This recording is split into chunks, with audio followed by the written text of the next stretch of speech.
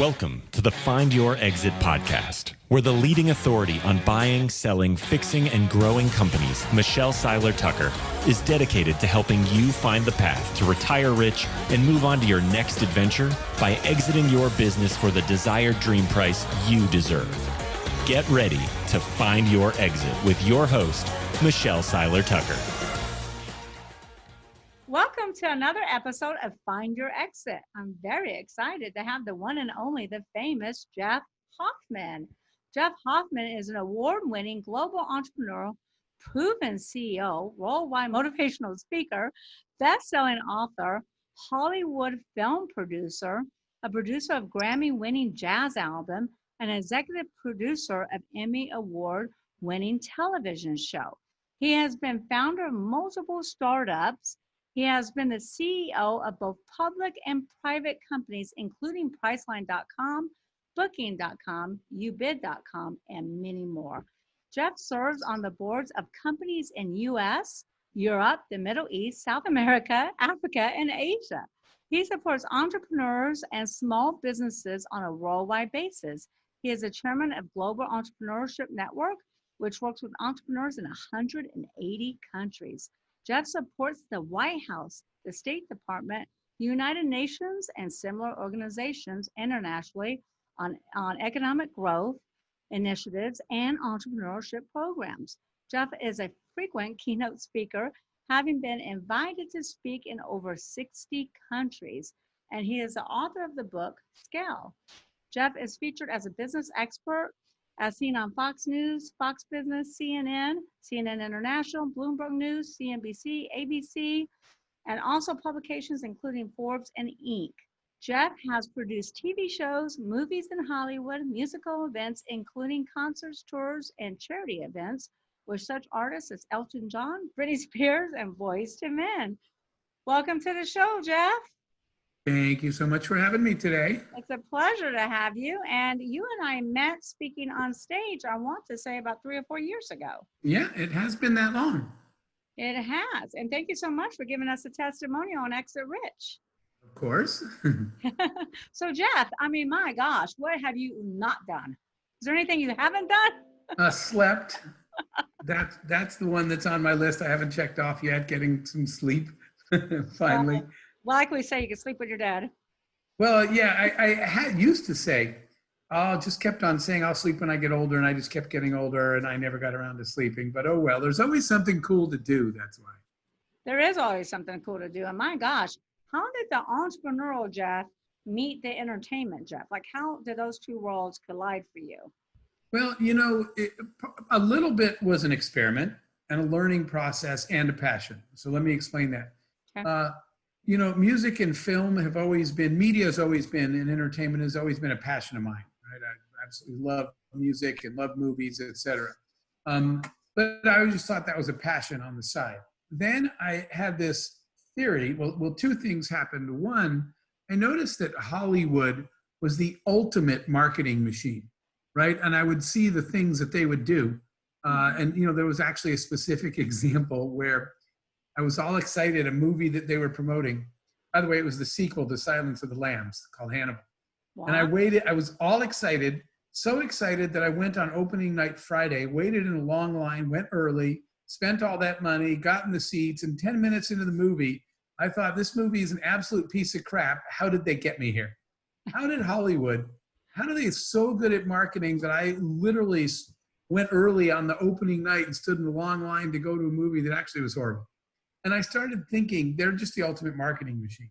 So one interest I had in entertainment was to learn how the best marketing people in the world, Hollywood, do that. Then the third piece is then I had a theory, which was that the core skill set of good entrepreneurship applies to any industry, which, by the way, is not what everyone told me. Michelle, what everybody said was, Jeff, you're a tech guy. I'm a software engineer by trade. You're a software engineer, right? They kept on telling me that you can't do music.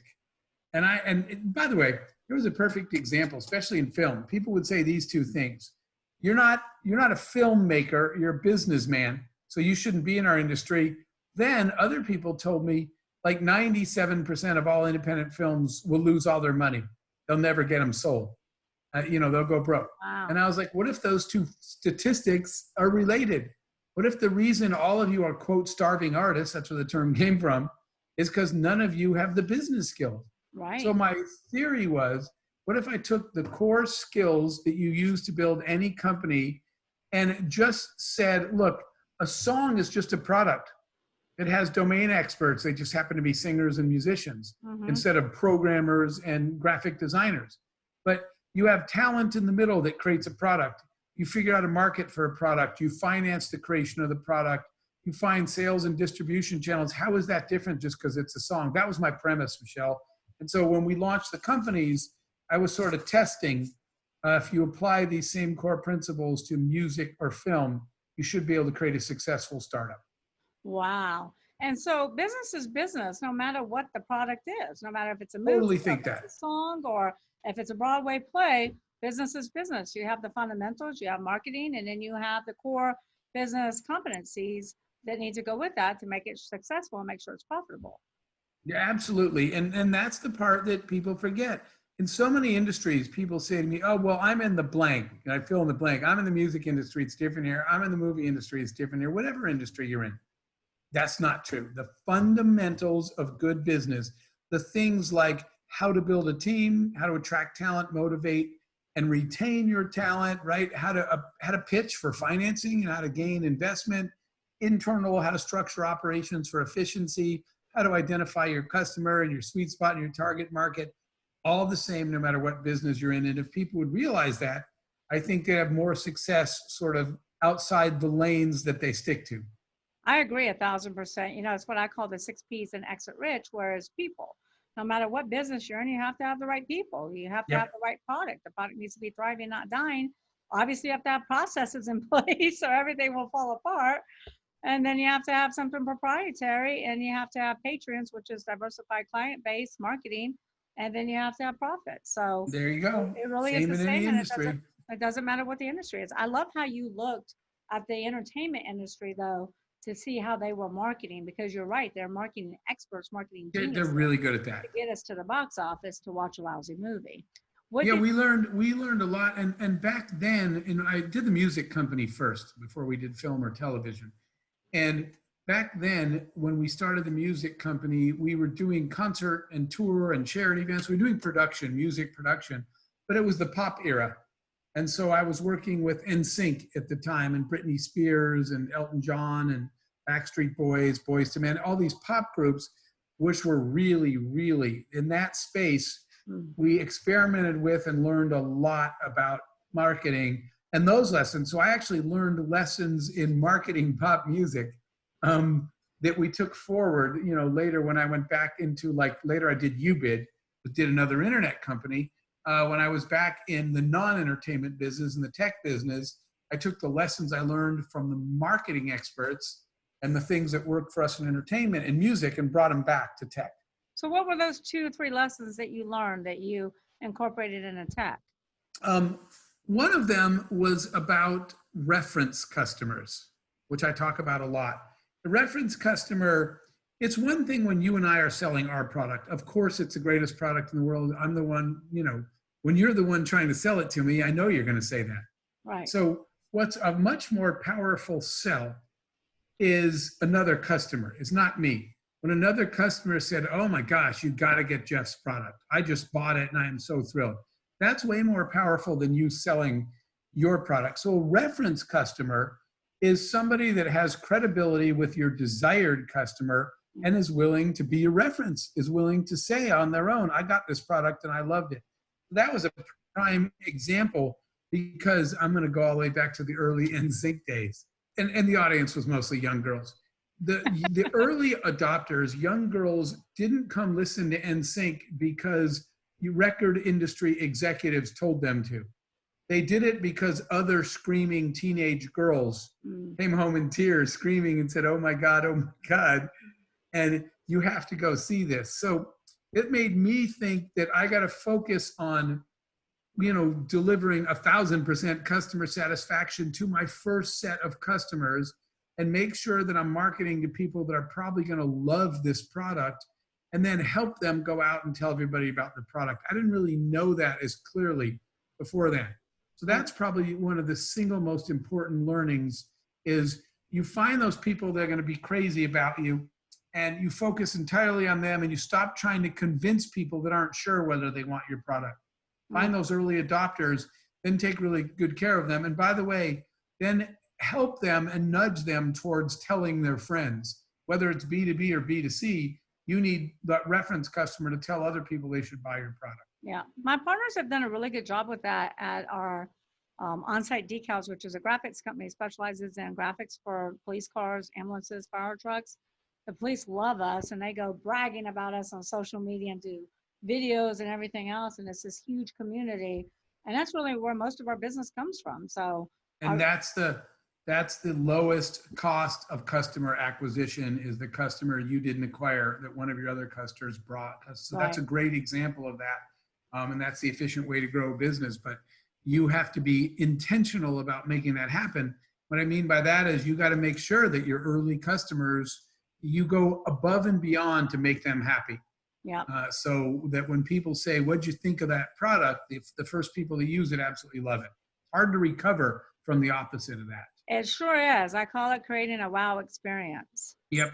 You know, have you ever met Dr. Nito Cobain, president of High Point University? Right, yes. He has a director of wow. That's a pretty cool title. High Point University. And that's a pretty cool title. His only job is to go around and make sure that students have wow experiences. And if there's a problem, they find out early on, what's your favorite candy bar? What's your favorite soft drink? What do you like? And if there's a problem, then they deliver a basket with all your favorite stuff. So they have a director of wow and a director of unwow. I like that. That's smart. Wow is important. So are you still doing anything in music and movies? Yeah, so doing a little bit in music. We're doing some production stuff coming up that I'm doing with my friend and business partner, which is Pitbull. Pitbull's very focused on entrepreneurship. He's the ultimate entrepreneur himself, right? This is the son of Cuban immigrants that grew up in the streets of Miami, that became obviously worldwide music star. So we're doing some things in music, but the most that we're focusing on right now, the area we're focusing on most is some television production. Oh, wow. And it's all sort of relevant to the topics that you and I care about. Like one show that we're producing is about success in your city. And we're asking the question, what is the 2020 definition of success? Because this next generation's version of success is not the same as what I was raised with. They don't define success as, as the length of their title and their salary alone, like, sort of my parents grew up with, but their definition is different. So we've been exploring this definition of success in 2020 and beyond. And that's the show we've produced a number of episodes for right before COVID. But that's the show we won an Emmy for this show about redefining what success really means in today's day and age. So we're doing television production. Is that interviewing millennials, or who is that interviewing? Oh, it's a whole mix. So yes and no. Okay. I will give you an example. One of our episodes is definitely a millennial. It's a guy that, I'll just tell you the story quickly because this is the episode that we won an Emmy for. This young man, Shay Hillenbrand, was every boy's dream, basically. He became a big college baseball star, became a professional baseball player, got a contract, played third base for the Boston Red Sox. How could it be better than that, right? I think he led the National League in home runs one year. They went to the American League. They went to the World Series. Boston Red Sox won the World Series, and he hit 2 home runs in a game to win it. So now he's the star of the World Series winning Boston Red Sox, right? He's the third baseman. He makes the all-star team. He gets a new $25 million contract. This is success, right? Money and fame. Everybody's out there trying to get rich and famous. That's success. Except that the next day, guess what he did? He quit. And he's a youth minister now. Because he talks about the way that the money and the fame ruined his life and made him a person he hated. So he walked away from professional sports because that wasn't his definition of success. It was everybody else's. Right. Everybody else wanted him to be the big star, but he was miserable. And so now he's like an extremely happy and fulfilled guy as a youth minister that runs a youth ranch. So that's an example of the content that we're creating. Wow. There's no right or wrong here. And this isn't a guy that's saying that, he didn't like making the money. He just said that the holistic definition of success is not simply being famous or being rich. Right.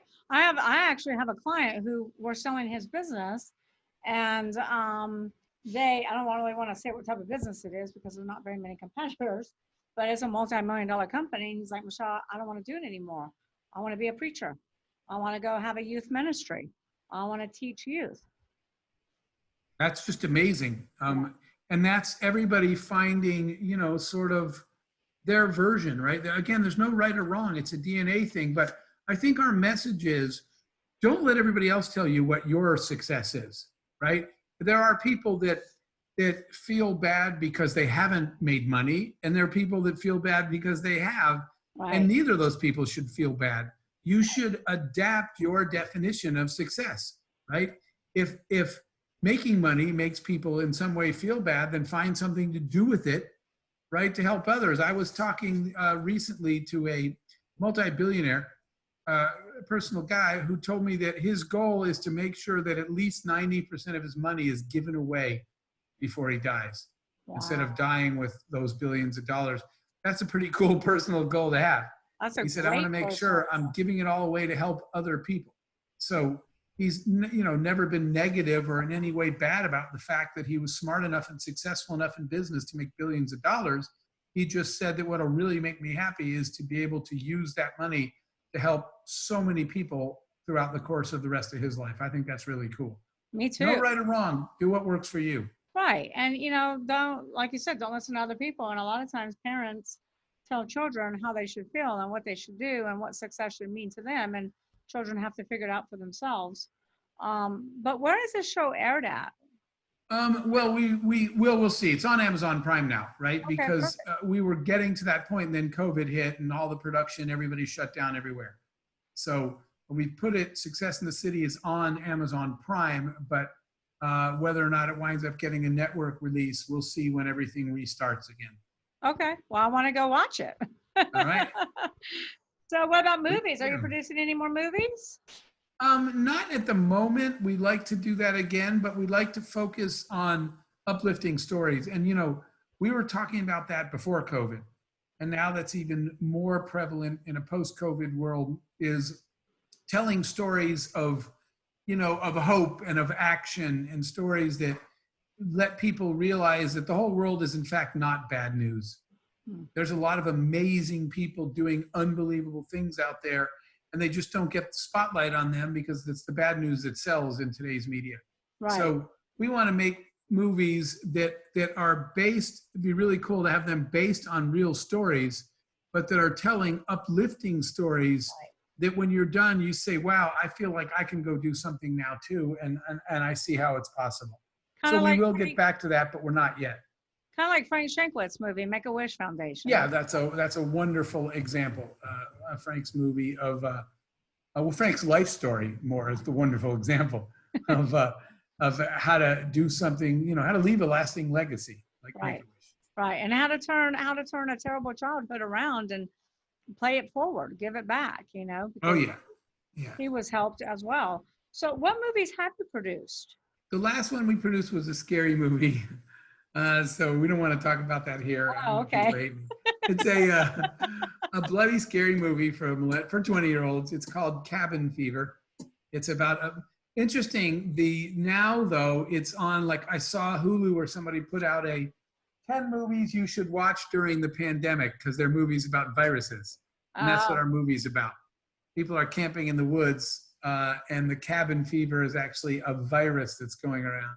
Oh, wow. So all of a sudden, the movie's getting a lot of clicks again because people are watching movies about viruses. So it's a scary movie about a scary virus. Cool.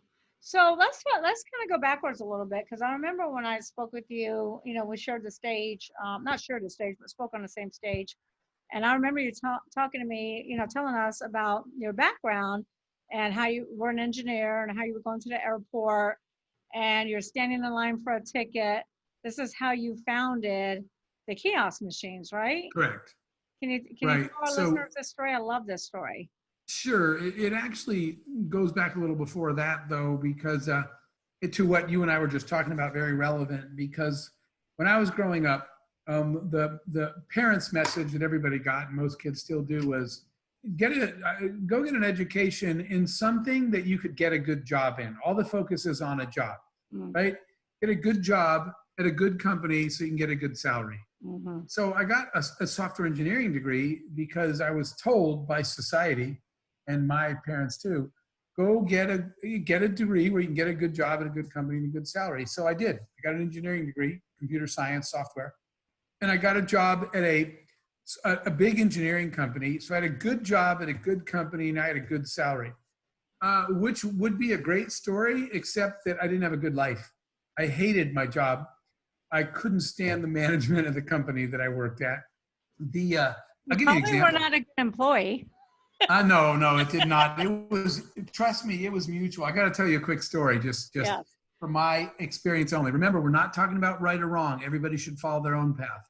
Right. It's a DNA thing. But here was what happened. I'm in this big engineering company, and one day the boss comes into the big boss, like the boss's boss. We never seen this guy. The boss's boss comes in. And everyone's like whispering, what? And they're like, hey, the big guy's in the building. And we're in our sea of cubicles, all these engineers. And he comes walking in, and he's walking over by the window, and he yells out, Hoffman. And everyone was like, oh my God, he wants to talk to you. So I can't believe he knows my name. So I go over there, and he's like, he tells me the story. He said, there's a management position available at this company. And I said, yeah, everybody knows that. And he's like, would you love that promotion? I have to promote somebody. I said, everybody in the building is hoping for that promotion. And he said, well, you know what I'm going to do? I'm going to tell you how I pick the person that's going to get this promotion. And he said to me, I come every day at the end of the day, and I look out the window. And he said, in the building, he said, what do you see out there? Well, it's just giant parking lots because it's a huge engineering company. And all that's out there is cars. And I was like, the cars are out there. And he said, that's right. And I'm completely confused. Michelle, I don't understand what he's talking about. And he said, the way I decide who's going to get this promotion is I come out, and at the end of every day, I look out there to see whose car is here last. That is the person that's most dedicated to this company, the last car in the lot. That's who I'm going to promote. And I literally said, oh my God, that's Mark. He's a complete moron, and he can't do his job. He's always here when we leave because he doesn't know what he's doing. I was like mortified. That's not the criteria. And the boss doesn't say a word. And I was like, I go home on time because I know how to do my job. I'm good at it. Why am I being penalized for that? And he didn't say a word. And he said to me, did you learn your lesson here today? I said, yes, sir. He said, what did you learn? And I said, I'm just going to buy a second car and leave it here permanently. And he didn't think that was funny. So when you said I probably wasn't a very good employee, that was the end of my job there. Boss did not think that was funny, and I didn't want to work there anymore anyway. So I quit. It's hilarious. It was a great idea. No, he actually said, do you think that's funny? And I said, honestly, sir, that was funny. And then he stormed away. So I couldn't help it. But I was like, yeah, that was kind of funny. Anyway, I quit. Now I'm unemployed, 20-something years old, broke. And my mom's yelling at me, why would you quit? You had a really good job. And it's because I hated it every day. And she didn't get that. And now you have no food and you're broke. So that's when I bought an airline ticket to go see a guy that I was hoping could mentor me a little. I had an idea. But I went to the airport on a busy Friday, and the lines were miles long. And that was back when you had to wait in line to check in at a counter, the ticket counter, to get your boarding pass. Mm-hmm. And the line was 1 hour long, and I missed a flight. And when I was talking to the lady, I was a little irritated. And I was like, we're standing in an hour-long line watching you use the printer. Because a boarding pass is just a printout. It's just a piece of paper, your boarding card. And she's like, next. And I'm like, well, ma'am, this is ridiculous that we're all standing here in a line and you're just printing pieces of paper. And she's like, next. And so that's when I got the idea. It made me nuts. And I was like, I'm never going to do this again. And granted, one of my issues in life is impatience. But I know I have that problem, but it's also served me well in moments like this. So I just went back home and took out a sheet of paper and said, there has to be a better way to check into a flight than standing in a line and watching someone print your boarding pass. And so that's where, now for your listeners that have checked in at a kiosk in an airport, most anywhere in the world, that was my first invention. And I was able to do my first startup, no clue what I'm doing, no money, no nothing, just a broke unemployed engineer, and started designing the kiosk and sort of trial by fire, figured it all out along the way. And, fortunately we were successful that airports all over the world wanted to buy those kiosks. So the company worked. So millions and millions and millions of people all around the world have missed a flight, have had the same problem that you have, but did nothing about it. What makes you so different than them? So I think, I'm so glad you asked that in that way, because I think that there is and now I've noticed this later. I didn't know any of this then when the story occurred, but now I've noticed behavior, a couple things that entrepreneurs do that other people don't, that will really tell you if you have the entrepreneur DNA. When there is a problem, every day you encounter problems in the world, right? There's problems everywhere. But what most people do is they come home, you have an hour to run an errand at lunch and it takes 2.5 hours. When you come back, you're mad. Those idiots, they're incompetent, shouldn't take 2.5 hours. I stood in that stupid line. But what you do is complain and go back to what you were doing. Mm-hmm. That's what everybody else does. Entrepreneurs do this different thing. They stop and they say, is this a problem that bothers a lot of people? Is this a big problem? And if the answer to that is yes, then they do a second thing. They do some research and say, is there a better way to do this? Because if there is, then they do the third thing that no one else does. They own it. Entrepreneurs stop and they say this. They say, you know what? I ain't leaving until this is fixed. And so what I want your listeners to think is, next time you hear yourself complaining about something, stop complaining and say, is this a big problem and can I fix it? And if so, that's your entrepreneurial journey. So many entrepreneurs and business owners are sitting in their conference room with a whiteboard or a piece of paper and coming up with ideas for products. And then they push them out in the world and they hope someone will buy it. Sometimes people show me stuff. They say, look, this is really cool. I invented this. And I was like, who's going to buy it? And they're like, well, hopefully somebody. I'm going to start selling it soon. That's backwards. The best and most successful people don't design their company from their boardroom, their conference room out. They design it from a problem from the real world in.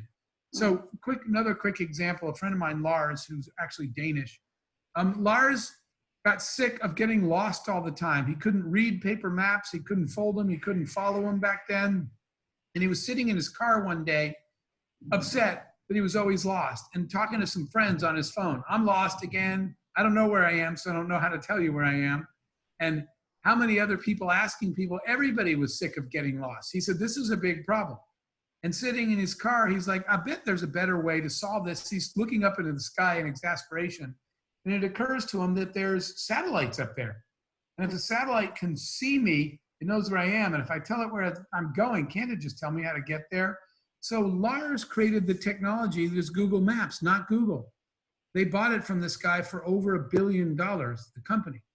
And it's because he solved the problem he was sitting in. So that's the difference between successful entrepreneurs and everybody else, is they don't walk away from the problem that everybody else is complaining about. They say, I got this one. And that was the best invention ever. Yeah.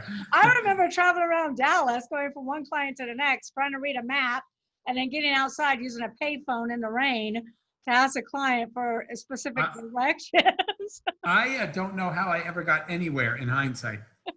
I have no sense of direction. Yeah, me neither. I think a lot of entrepreneurs don't have a sense of direction, which is quite funny.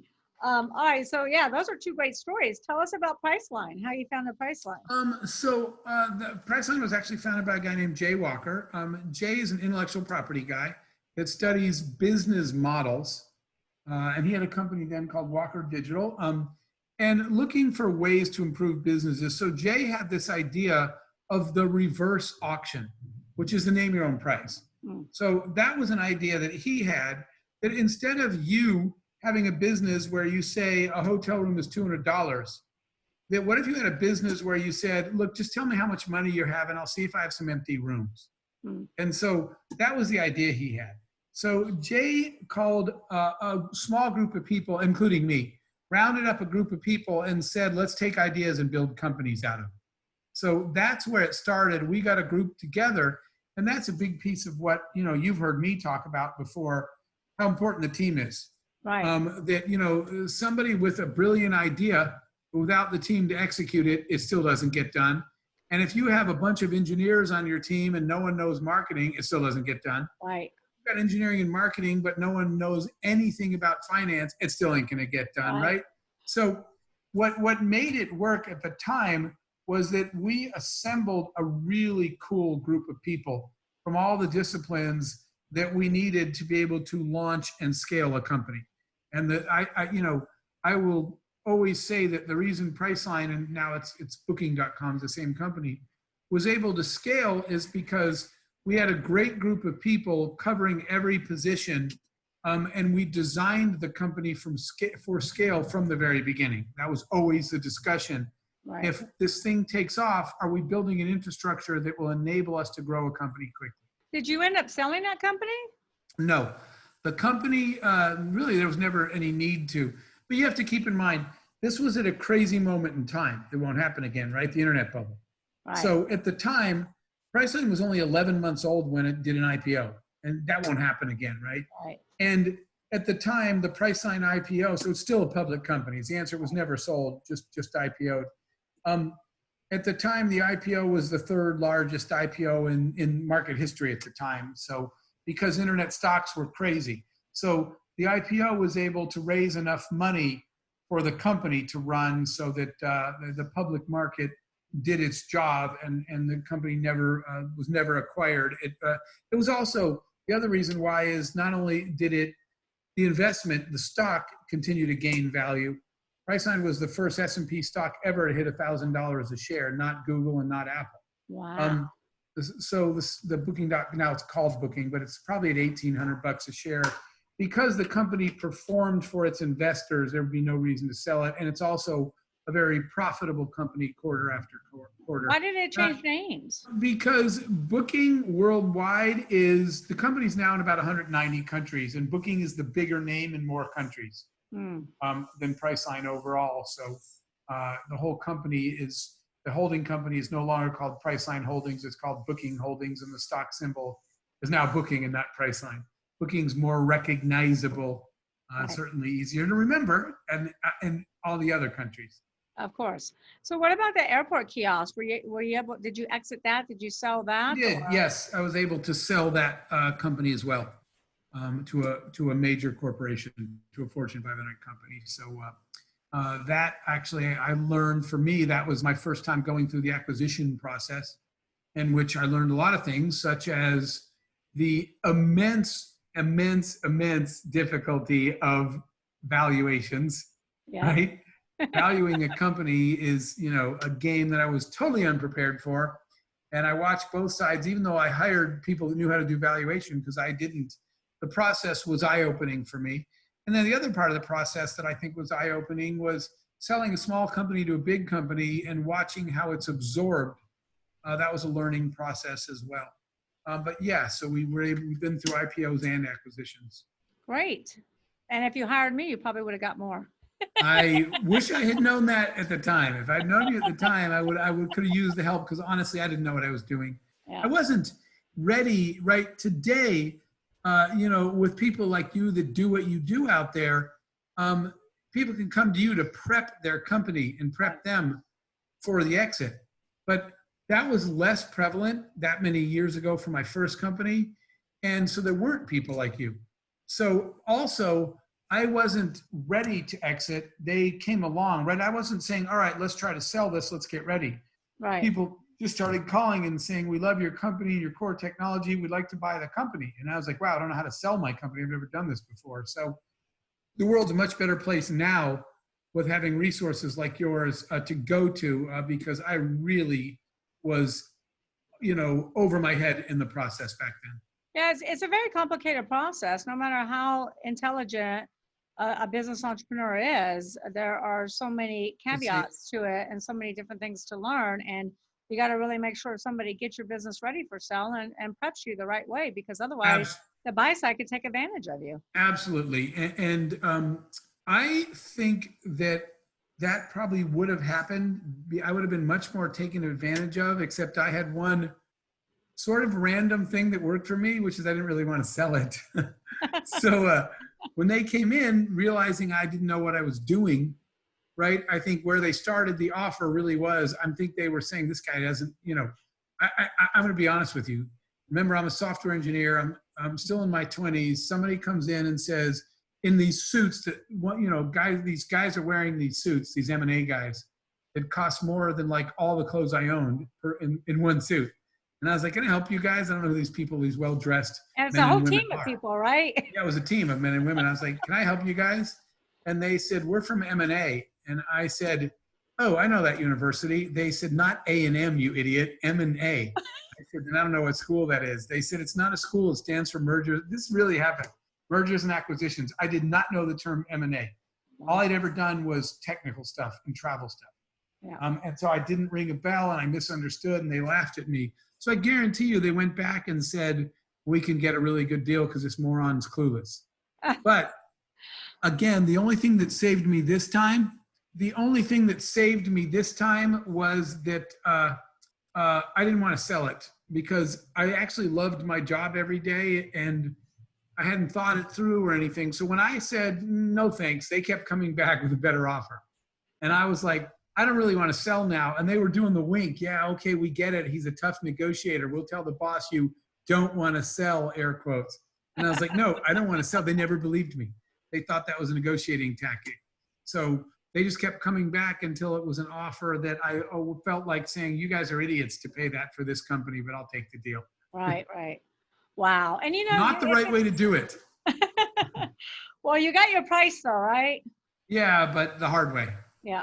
But it's surprising that how many business owners, not just you, but how many business owners have never heard the term M&A before, business broker before, or have no idea what we do and who we are. I mean, I'll hire real estate agents to sell their business. So Yep. even though it's really prevalent, there's so many people that are not educated on the process. Yep, that's absolutely true. More people need to learn that. And a lot of that is just awareness, right? I told you in my case, I just wasn't aware that there were people that could help me. Right, which is why I'm coming out with the book Exit Rich, so I can raise awareness with Sharon Lecter, who you also know. Yeah, no, that's good. I think that's fantastic. So one of the other things I want to talk about really quickly is everything that you do overseas in other countries, the boards that you serve on, the think tanks that you have for young entrepreneurs, having them come up with ideas to solve real world problems. I know that's a mouthful what I just said. But I know you've served in 185 different countries, and you have, is it called Dream Tank? So there's, I'll tell you, we do that in a couple of organizations. The main one for me is Global Entrepreneurship Network, or GEN. GEN's in about 180 countries with a simple mission. We have people on the ground in all those countries, which is to help anybody, anywhere that wants to launch a business. We want to help enable them to do it. That's the Global Entrepreneurship Network. We are the sponsors of Global Entrepreneurship Week every November that's celebrated around the world, and other Global Entrepreneurship Days. I'm the chairman of that. Dream Tank is a new youth movement we're launching to get more and more young people to start entrepreneuring when they're kids and not waiting until much later in their life. So Dream Tank's a new launch. I'm also the global chairman of Dream Tank. But we're gathering youth around the world to teach them how to solve real problems in the world as entrepreneurs. And then the third one that I'm the founding board member of is called the Unreasonable Group, named after the George Bernard Shaw quote about how reasonable people adapt to the world around them. Unreasonable people expect the world to adapt to them, so therefore all progress in the world is dependent upon unreasonable people. So the difference is unreasonable is entirely social entrepreneurship. We are assisting the entrepreneurs and the startups around the world who are solving the world's biggest problems, i.e. the United Nations 17 goals for a better world, right? Clean drinking water and food for everybody, and education and wiping out illiteracy, all the sustainable development goals. That's what we do at Unreasonable. So those 3 organizations are the ones that really occupy my time now. You've had some real stars too evolve from some of these organizations. I know one girl that you mentioned in one of your speeches that really evolved as a star, who kind of was a breakout success. Do you know who I'm talking about? I don't, because we've had a bunch. Oh my gosh. And they're all over the world, so I'm not sure which one you're thinking of. Quite impressive, and she got an award too, I believe. You're probably talking about the girl from Peru. I think so. That might have been one of them. Just an amazing story. To give you an example of the power of entrepreneurship, because she had, in this part of Peru, Peru, it's a lot of South America, these countries where 5% of the people own all the wealth and 95% are poor. Right. Ridiculous numbers like that. And, right. And she lives in this part of Peru where people live on these hillsides, the poor people, in houses basically made out of trash they collect. And when the monsoons come, the shelter around them just slides down the muddy mountain, and they're homeless again. Right. And it's just a horrible life. And in lots of parts of South America, if you have a young man, a boy, a son, you send him away to school, to the city, but they don't send the young girls away. And they don't send them to school frequently, and just the young boys. And so Mariana was one of these girls that said, this is not okay. I'm not going to accept this as my future with no chance to grow or learn or go to school or get a job or anything. So she started kind of a rogue coding school in an empty building. That's with her. Borrowed computers, teaching South American teenage girls how to write code. And so they would walk 2.5 hours a day each way, 5-hour round trip walking into town, this group of girls, that she would interview these smart girls in the slums and take the smart ones down and teach them to write code. And so since then, she opened, starting with this rogue coding school, she's now opened real coding schools. And she's taught thousands of South American teenage girls how to write code, and they get amazing jobs writing code online. Wow. And they can feed their whole families. And I think what you were talking about was that before Obama left office, he had a summit on global entrepreneurship, and he was picking some people to honor, and he picked Mariana from Peru as an example of how entrepreneurship can be used to completely change the world. So right, that's exactly who I was talking about. Yeah, it's just people. There are stories of people like her around the world that are just incredible. That's the kind of stuff we want to make film and television about going forward. Right. Oh, that's amazing. I hate watching movies unless it's based upon a true story, because I think it's a total waste of my time. Yeah, that's why we want to do more of it. I want to learn something, and I want to be inspired. I don't want to go too. to another Rocky movie or another Terminator movie or another. I got to agree with you. I want to be inspired. That's why I love Frank Shanklett's movies so much. So that's amazing. And I know you also take people with you on some of these excursions to help change the world and on. Yeah, let me tell you about a trip we did. And part of the reason why is for a lot of people, if you've never seen anything else in your life but what you grew up with, you don't know there's options. So I'm going to give you an example. You know that right now at this moment in time, the violence in Chicago is at an insane high, right? They had 19 people shot last weekend. Is that why you're in Florida now? So definitely safer than the inner city of Chicago these days. Chicago is dangerous. So inner city children, if all they see is drugs and gangs and violence, what choice are they likely to make? They don't know there's another choice because that's all they see all day. So the reason we like to take people someplace different is to show them that the whole world's not like what's in front of them, and it's not their only choice. So we did last year a really cool trip where we took all these inner city kids from the worst parts of Chicago, a whole group of them, flew them up to Silicon Valley first, and they got to visit Facebook and Apple and Google and see what the tech world and learn about what they'd have to, education they need to get jobs there. Then we did a fun thing. We went down to Hollywood and we took like the Warner Brothers studio tour so they could see what jobs were available in the creative industries as well. So it was really amazing because when they went back, you know, they had bright lights in their head now. They're like, man, if I go to school and toe the line and don't make bad decisions, I can get out of the situation I'm in and go have an amazing life. But they didn't even know that was possible. So that's why I like to take people on trips to places they've never been, to open their mind to other possibilities. Right. I love that. What was the outcome of that? It's been fantastic. A lot of them are really focused on their education. These were young kids, so they're not in college yet, but some are in high school now. And they're coming up with career goals, right? They saw opportunities of types of jobs they could have instead of gangs and drugs, and that's what they want now. Yeah, because all you know is all you know, unless somebody Yeah. shows you something differently. You should really do a documentary on that from the start to the finished product. Yeah, we're discussing that, actually. Oh, I think that's a Share great that idea. story to inspire other young people of what's possible. Don't you also have like a cruise ship that goes in the middle? There's a subway, a submarine that goes in the middle of the ocean with a bunch of young millennials on board that solve world's problems? Yeah, well, we haven't done that again in a while because that's Unreasonable. The group I told you is called the Unreasonable Group. Okay. So that's unreasonablegroup.com. Jen, that I told you about, global entrepreneurship, is GEN, genglobal.org, just in case any of your viewers want to look at these. And Dream Tank is dreamtank.co, the organizations that I chair.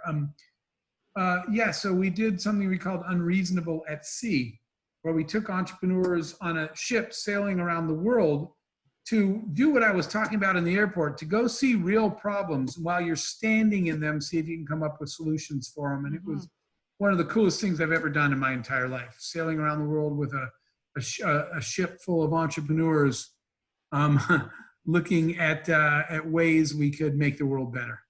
Yeah. Well, you're a true visionary, that's for sure. What were you like as a child, as a little boy? Always curious. Grew up with a single mom who had 4 kids, worked multiple jobs, so we never had anything, but we weren't raised to care, right? We didn't focus on that at all. But so I wasn't raised in any materialistic way or anything like that. But I would say the number one factor, and I've learned this now later, was curiosity. I did make a U-turn even when my friends walked on ahead of me to see what that shiny object was. Yeah. I literally, no matter how hard I tried, could not walk over there to pick up the shiny object, which 99% of the time was a piece of trash. And my friends mocked me, but I still couldn't stop myself. So I would say for me, probably 2 things were definitive for me as a child. One was curiosity, but the other was resourcefulness. I, whether it was mowing lawns, cleaning pools, delivering newspapers, I just always found some way to make money so I could be independent and not have to ask my mom, who was already busting her butt working multiple jobs. I didn't want to ask her for money when I needed it. If I needed shoes, I'd rather just be able to buy them. So I was very resourceful and always finding a way to do some work for somebody that I could get paid for so that I could take care of myself. You know, I've always said that money's all around us. And if you want to make money, you can make money. Yeah. What is the number one tip that you would have for people suffering, business people, entrepreneurs, people who have lost their jobs, suffering right now because of COVID? What is the number one piece of advice you would have for them? Yeah, so there is a whole new set of business opportunities that have arisen because of this, and you need to be exploring them. You need to take out a blank sheet of paper and write down what you think the new normal means and what are the new requirements of the world, and then look to see if there's something you could be doing in this new space where people need you. There's some prime examples. Work from home is a prime one. All of us are working from home now, and every single day I get business owners that tell me there are not enough tools. I don't know how to stay connected with my team and collaborate virtually. We need more help. You could be training workers. You could be developing collaborative products. You could be holding online workshops for them. Helping companies work remotely is a huge new market. Similarly, so is school.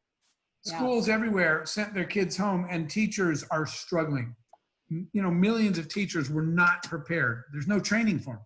You could be developing training to help teachers be comfortable online, or you could be developing products for them or for schools.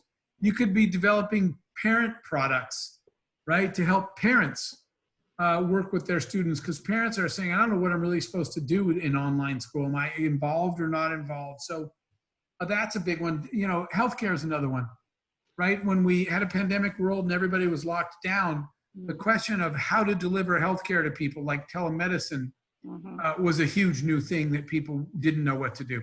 Yeah, So I'm just we giving have you 10 medical examples. clinics, so we had to learn very quickly. Yep. Those are just some examples of new business opportunities that people have to pivot to. Yes, and that's my 7P, pivot. Because you definitely have to pivot or you'll be out of business for sure. So what's the number one tip that you have for business owners that are looking to exit? Because you've been through a few exits. To be strategic about looking for two things, about looking for that likely acquirer, right? If you're talking about an acquisition, and then take steps. I'm going to give you an example that we can kind of end with today. Take steps to position yourself that way. And here's what I mean. I won't, well, I also have a confidentiality agreement, so I can't say, but I'm selling a software company of mine to a Fortune 500 company. And first I started looking around and asking myself, who out there who's a likely acquirer in this space? I started reading the prospectus and business plans and websites and press releases of all these companies in the industry that I thought might want to acquire me. Then I narrowed it down to a small handful that the way their business plan read, right, for next year, I would be right in their line of sight. So find somebody that's likely, right, that either because of one of two reasons, because you can get them there faster or because you're in the way. Right. So you're either an accelerator or you're a decelerator, but you have to be one of those two things. Otherwise, you're irrelevant. So I found one that could be both an accelerator or a roadblock for them after doing all this research and looking at where they were planning to go in the next couple of years. So that was the first part of strategically search. The second part, though, is more focused on position yourself. What I started doing, and I'm just going to be honest with you, there was a market I wasn't planning to get into, but they were. So I made an announcement that we were preparing an entrance to that market, which in fact we weren't. But I knew what happened. I found out later back at their shop, they immediately called a meeting and said, we can't let this company beat us to this market. We've been working on it for a long time. They're small and agile. They'll probably get there quicker because our product's not ready. They went into a panic. They told me this later post-acquisition. So I strategically got in their way. That's my other piece of advice for an exit. Put yourself somewhere where somebody needs to remove you, either because you're a great asset that will accelerate their path or you're an obstacle and they need to remove you, one way or the other. But if you're not relevant to them, your exit's going to take a lot longer. That's right. That's what we did each time we were trying to exit through a private market, through an acquisition. And, obviously the public market IPO is a whole different story. And align yourself with a great experienced mergers and acquisitions advisor. I think so. I told you we would have hired somebody like you. We would have hired you if we had that opportunity back then. Get help, because it's a complicated landscape that is not intuitive. You need experts. Yeah. So just remember me for the future. All right, I will. Everybody should. I would love to have you back on, because I know we're out of time, but I would love to have you back on and talk about the first P, which is people, employees. Without a team, there is no company. And I remember hearing you speak on stage about how you interview people, how you find out what their hot buttons are, what's important to them, what they're emotional about, what they're trying to accomplish, and how you really help them obtain their goals. Not so much about the company attaining their goals, but helping the employees obtain their goals together as a collaborative effort, right? Sure. Yep. That is love to have that talk with you sometime. That's a whole topic in itself, because human capital is so important, but that is one of my favorite topics. It is. So I'd definitely love to have you back on when we talk about people. So Jeff, you should run for president. I don't know why. I don't know why anybody would want to be in politics, but definitely not me. Well, you're such a visionary and such a problem solver. How would you solve our world's problems? Oh, we don't have that kind of time for sure. I know. We can talk about that too again. Any last minute thoughts for our listeners or tips? I just want to say in the COVID time, it's not all bad news, right? There's plenty of good news. There's good news for innovators to solve new problems that didn't exist before COVID. And by the way, there are exits happening now because there are people that are realizing strategically, there's investors that want to be positioned for the new normal. Mm-hmm. So they're buying companies and buying assets that they think are innovating to be ready to serve whatever the new normal is going to be, whether it's in healthcare, whether it's in work, whether it's in education, whatever field it is. So this is actually as exciting a time as it is a bad time. It is. And, some of those industries that weren't once doing as well, like manufacturing and distribution and, construction, etc., they're now thriving and they're having the best year they've ever had. And as long as their EBITDA is over $1 million, we can bring them, hundreds upon hundreds of buyers. So, like you said, it's not all gloom and doom. There were more millionaires created out of the Great Depression than ever before. And I truly believe there'll be more millionaires and billionaires created out of this pandemic. I agree. Thank you for having me today. Thank you for being here. It's so great to see your face. Last time I saw you was at dinner at Emerald's at the. That was good stuff. And so, Jeff, how can our listeners find you? The easiest way, social media wise, LinkedIn is the best for me. That's where I'm most active. On Twitter, it's just Speaker Jeff, but my website's jeffhoffman.com. Easy enough. Wonderful. So thank you again, Jeff. You dropped so many golden nuggets. I can't wait to have you back on to talk about people and human capital. Thanks to all of our listeners for joining us on another episode of Find Your Exit.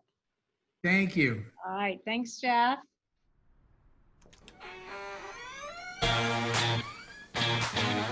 Thanks for listening to the Find Your Exit podcast. Don't forget to check out Michelle Seiler Tucker's Build to Sell Blueprint books and Exit Rich, along with more blogs, videos, and resources at findyourexit.org. Be sure to connect with Michelle on Facebook or LinkedIn and stay tuned for her next episode by subscribing in your favorite podcast player.